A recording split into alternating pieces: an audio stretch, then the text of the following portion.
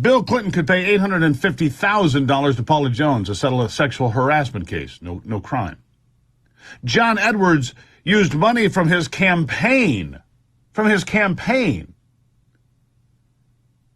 when he was running as vice president on the ticket with John Kerry to pay off his mistress who was pregnant with his child. He used campaign money for that, hundreds of thousands. No big deal, not a crime there. But Donald Trump pays a non-disclosure agreement for $130,000, and suddenly that's a crime. Years after the fact, after the statute of limitations has run out, after the federal government has looked at it and said, there's nothing here. The Department of Justice says there's nothing here. The Federal Election Commission says there's nothing here. The former DA in Manhattan says there's nothing here.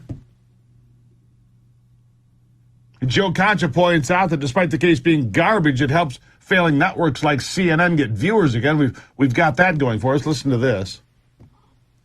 Big time, right? We're seeing the numbers, which we've seen struggling for so long post-Trump.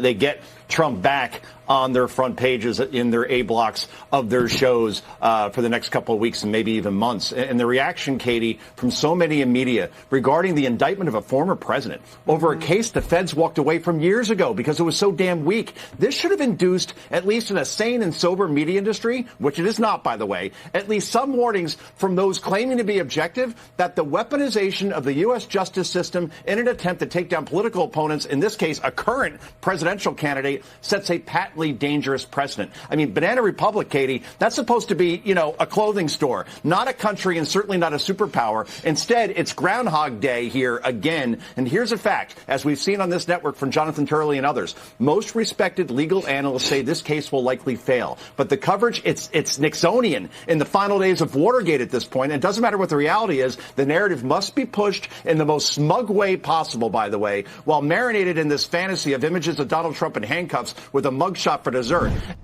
Yeah, with a mugshot for dessert. Now, in fairness, if you don't understand the case against Donald Trump, that's okay. You're not alone. We get that.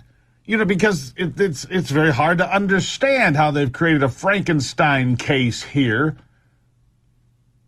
and a nakedly partisan attack on a former president who is running for president again. Nakedly partisan.